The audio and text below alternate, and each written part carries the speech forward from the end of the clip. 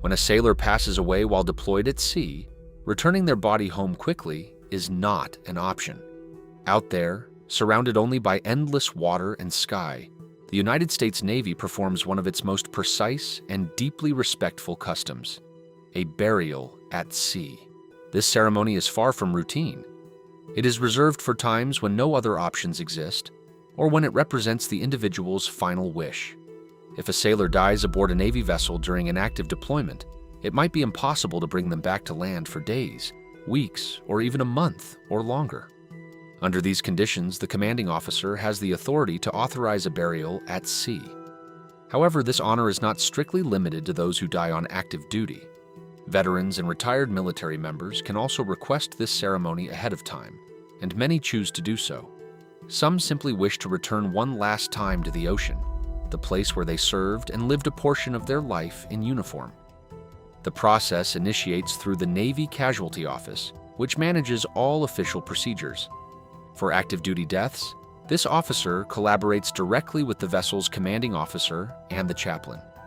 The paperwork starts immediately, notifications are sent out, and every single step is documented with absolute precision.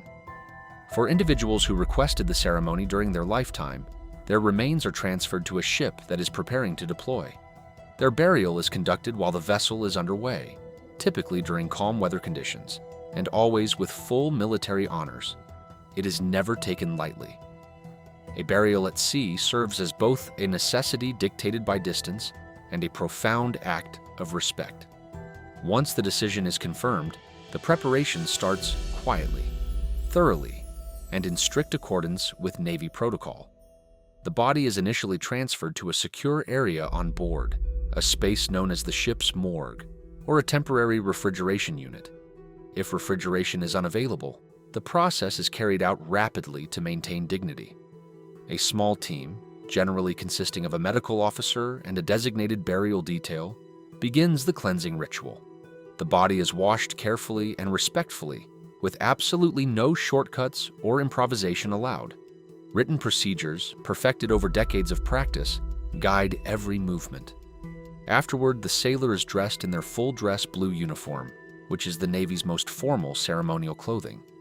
This uniform consists of a jumper, trousers, white gloves, and the proper rank insignia. All of the medals and decorations they earned during their life are placed exactly where they belong, because appearance still matters even in death. At this stage, the chaplain starts preparing for the service. A brief ceremony is written, frequently drawing from Holy Scripture or maritime tradition. The language used is simple, direct, and non-denominational unless the sailor's official records specify otherwise. Meanwhile, the boatswain's mate, a deck specialist in charge of seamanship and ceremonial order, coordinates the burial detail. He verifies that every crew member understands their position, the timing of each movement, and the sequence of signals. The boatswain also oversees the ship's bell and the ceremonial pipe, both of which are vital to the events that follow. Everything is practiced ahead of time, and nothing is left to chance. On a Navy vessel, ceremony is rooted in discipline, and discipline is rooted in respect. Before the service can begin, the ship itself has to be prepared. Out here, the ocean does not wait, but for this brief moment, the Navy forces it to pause. The officer of the deck delivers the command to clear the deck of all hands.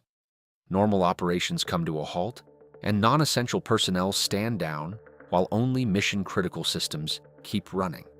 The vessel reduces its speed, typically down to about 5 to 10 knots. This adjustment is not for appearance, it is for control. A slower ship cuts through the water more cleanly, creating less movement and fewer shifts underfoot because stability is vital.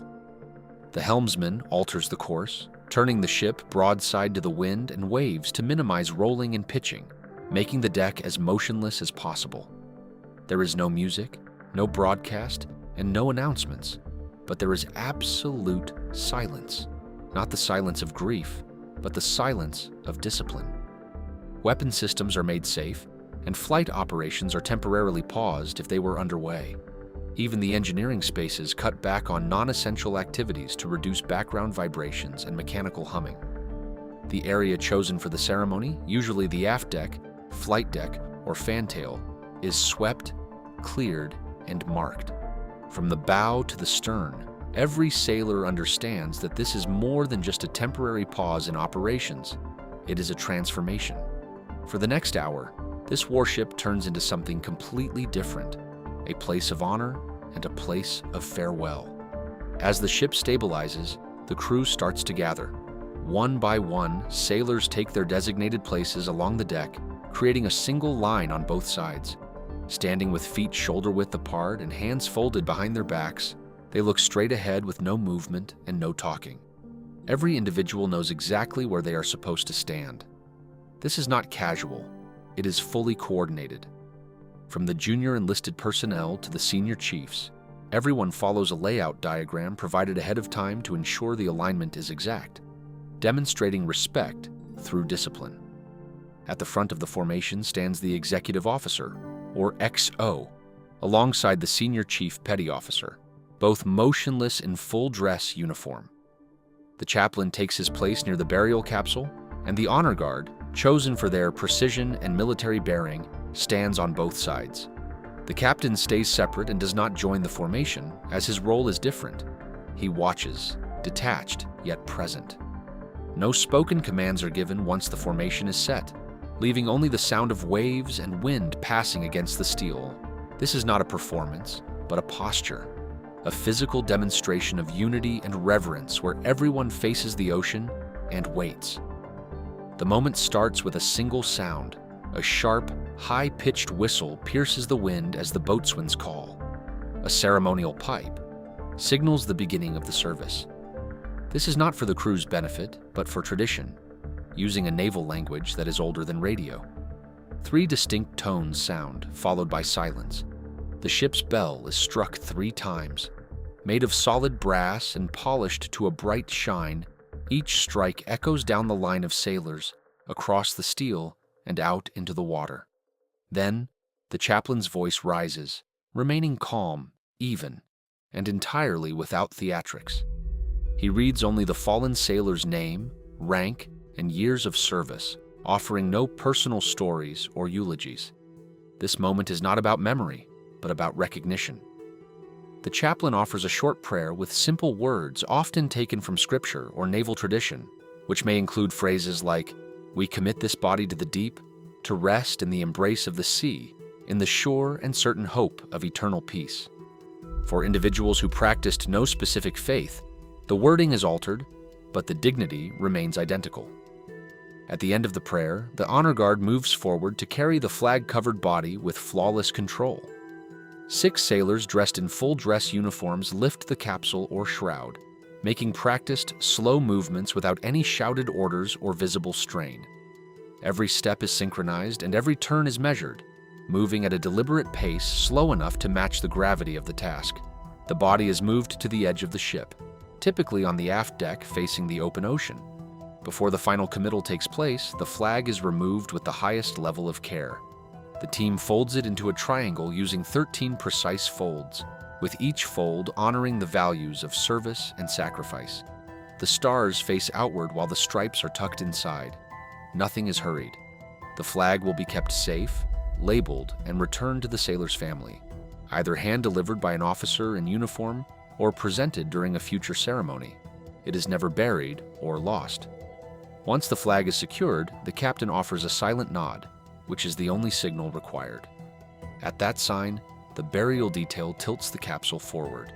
There is no sound, no final spoken words, and no music, only gravity and the ocean. The body sinks beneath the surface while the formation maintains its position without moving or receiving commands, following the procedure exactly. In certain ceremonies, the chaplain adds one last line: "May this sailor find calm seas and a safe harbor beyond." In others, nothing else is spoken, as the silence is intentional. Unlike a burial on land, there is no soil to lower a casket into, no bugle playing, and no visitors present. At sea, the ritual concludes the moment the body is gone, yet nothing feels incomplete. This is the Navy's oldest way of saying goodbye, a ceremony meant for the crew rather than crowds, witnessed by shipmates instead of family. It is attended by those who lived and worked alongside the fallen in the same hallways and under the same orders. No applause or salutes follow the drop, and no one leaves the formation. For a few additional minutes, everything remains completely still. Then, one last sound is heard. A single whistle from the boatswain signaling the conclusion. The ceremony has ended, but nobody moves until the captain issues the command, because out here, the silence is sacred. The sailors stay at attention. The ocean has received the capsule, and the water becomes still, but the crew remains motionless until the captain speaks the words. That command is simple and consists of just 2 words: carry on. With that instruction, the formation breaks up quickly, though no footsteps fall out of sync. Every sailor walks away in the same orderly fashion they arrived, and no one speaks because no words are necessary. Up on the bridge, the helmsman guides the ship back to its original path, and the throttle pushes forward from 5 knots to 15 as the engine's regular rhythm returns. Systems are turned back on and daily routines resume, turning the warship back into a warship. However, for a short period of time, it was something else, a vessel of farewell, and a place where time slowed down as attention focused entirely on a single moment and a single life. The folded flag is recorded, stored, and kept safe for delivery. The honor guard goes back to their regular duties, and the chaplain goes back below deck. Even so, the memory of the ceremony stays on the deck, marked in the silence, carried in the crew's posture, and understood without anything being spoken aloud. Nothing more is added, and nothing needs to be, leaving only the ocean, the wind, and the ship traveling forward. There are no monuments or headstones out here, and no flowers are placed on a grave. A burial at sea leaves behind no visible mark and no trace except for the memory of that specific moment. To civilians, this practice might seem distant and unfamiliar, but to sailors it makes perfect sense. The ocean was their home, a place defined by duty, rhythm, watch rotations, and steel decks. Being buried within it is not unusual, it is fitting. This ceremony is not done for show or comfort, but for precision, tradition, and the deep-seated belief that honor and order must endure even in death. Every single detail, from folding the flag and tilting the capsule to the stillness of the gathered crew, is carried out so the crew can communicate one final message without speaking a single word. You mattered, you served, we remember. And then, carry on. Before we finish, if you have watched until this point, demonstrate your respect in the simplest manner possible. Leave a blue heart in the comments to honor the individuals who have been laid to rest in the ocean. Or share your thoughts with us. What do you think about the way the U.S. Navy observes this tradition? Does it surprise you, impress you, or does it feel completely appropriate? Thank you for watching. If this video offered you a new viewpoint, please give it a like and subscribe to see more real stories from navies around the world. Seriously, thank you for being here, and I will see you in the next video.